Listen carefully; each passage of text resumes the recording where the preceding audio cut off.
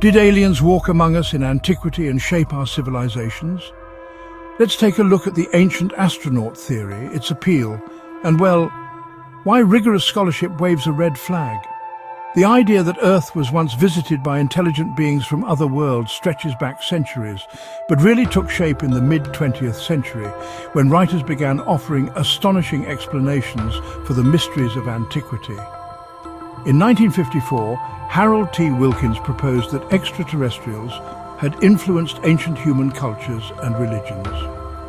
A few years later, the Russian mathematician Modest Agrest argued in a 1961 essay that megalithic sites like Baalbek might have been alien launch platforms and that the biblical cataclysm of Sodom and Gomorrah was the fallout of extraterrestrial weapons. These early proponents planted the notion that humanity's triumphs were secretly fueled by cosmic visitors. In the 1960s and 70s, the Swiss writer Erich von Däniken brought the theory into the global limelight with his sensational bestseller, Chariots of the Gods. He claimed that gods were really astronauts, and monumental artworks like the Nazca Lines or Easter Island statues were evidence of contact with advanced visitors.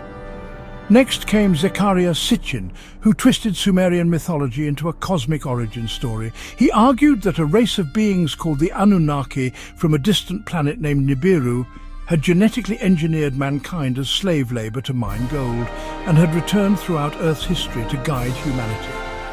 These ideas resonated deeply with many because they offered a tantalizing and cinematic alternative to slow cultural change. But as captivating as these stories appear, they rest on selective evidence and leap past historical nuance. Critics note that the theory routinely strips artifacts of context and projects modern technological assumptions onto ancient symbols. For example, the Nazca Lines were likely cosmological or ritual markers rather than runways designed to summon spaceships. Stonehenge was a religious or astronomical monument, and its stones could be moved by prehistoric ingenuity rather than alien cranes. Archaeologists have experimentally demonstrated that megalithic structures could indeed be built with earth ramps, ropes, and collective effort. These reconstructions honor human creativity rather than diminish it. Another persistent critique is the theory's implicit cultural bias. By suggesting that non-European civilizations could not have created their own wonders, the theory inadvertently echoes a colonial dismissiveness of indigenous genius. This has drawn strong rebuke from scholars who emphasize that humanity's intelligence is universal, and that attributing achievement to external intervention erases the accomplishments of diverse societies. The methodological flaws in ancient astronaut claims also run deep. Proponents often cherry-pick odd or ambiguous elements and ignore broader evidence that contradicts their narrative. They rely on sensationalism rather than peer-reviewed scholarship and frequently bypass the scientific method altogether. A historian of science might point to Carl Sagan's maxim that extraordinary claims demand extraordinary evidence and note that the ancient alien thesis fails on both counts.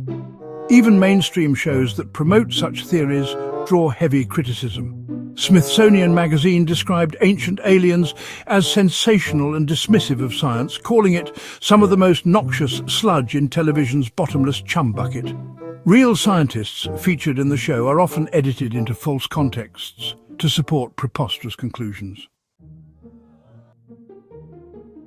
Meanwhile, viewers and cultural critics argue the show diminishes human accomplishments and, nearly invariably attributes non-European achievements to extraterrestrial help.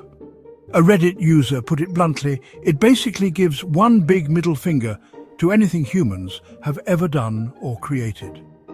Beyond pop culture, the theory has drawn scholarly scorn.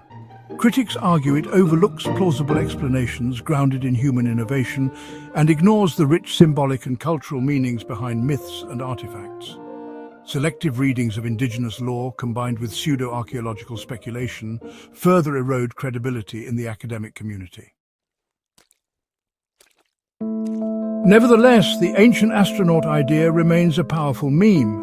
It thrives in books, television shows, and tourism. Ancient sites like Nazca or the pyramids attract visitors curious for a cosmic connection, while conspiracy theories about hidden knowledge or government cover-ups further fuel intrigue. Its cultural energy is undeniable, even as it clashes with rigorous history. There are thoughtful counter-movements.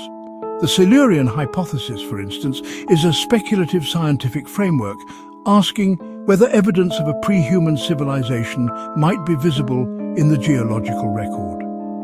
Rather than invoking aliens, it considers what traces an ancient technological species might leave behind on Earth, Mars, or the Moon. And, well, projects like the Galileo project are serious scientific endeavours designed to search for extraterrestrial artifacts or technosignatures near Earth in a methodical and empirical way. These efforts show that speculation and wonder can coexist with scientific rigour. We can question and explore the cosmos without shortcuts that undermine our past. Ancient astronaut beliefs endure partly because they tap into our longing for the extraordinary and for mystery. But they should never blur the truth that human societies built wonders with ingenuity, collaboration, imagination, and cultural depth. Humanity has never needed a cosmic crutch to prove its brilliance.